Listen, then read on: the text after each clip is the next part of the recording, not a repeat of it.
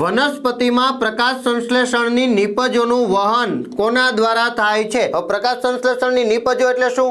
તો કે વનસ્પતિ ખોરાક બનાવે છે પોતાના માટે અને આપણા બધા જ માટે. એ સ્વયંપોષી છે, પોતાનો ખોરાક જાતે બનાવી શકે છે. તો એ જે ખોરાક બનાવે છે એનું વહન કોણ કરશે? તો કે અન્નવાહક પેશી કરશે. જો બે પેશીઓ વનસ્પતિની, જલવાહક, અન્નવાહક. જલવાહક પેશીનું કાર્ય શું? પાણીનું વહન કરે જમીનમાંથી એટલે કે મૂળમાંથી પર્ણ સુધી. જ્યારે ખોરાકનું વહન પર્ણોથી લઈને વનસ્પતિના વિવિધ અંગો સુધી જાય. હવે અહીંયા જોવાનું કે જલવાહક દેખાય એ તો ઓપ્શન આપણા માટે કેન્સલ. જલવાહિનીકી દેખાય એ ખોટું. અહીંયા કઈ દેખાતું નથી પણ અહીંયા પાછું દેખાય છે જલવાહિનીકી.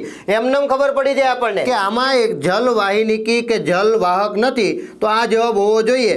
એટલે કે ચાલની નલિકા અને સાથી કોષો એ અન્નવાહક પેશીના ભાગો છે, એટલે ખોરાકનું વહન કરવા સાથે સંકળાયેલા છે. એટલે પ્રકાશ સંશ્લેષણની નિપજોનું વહન છે એ ચાલની નલિકા અને સાથી કોષો વડે થાય છે. એટલે આપણો જવાબ સી આવશે.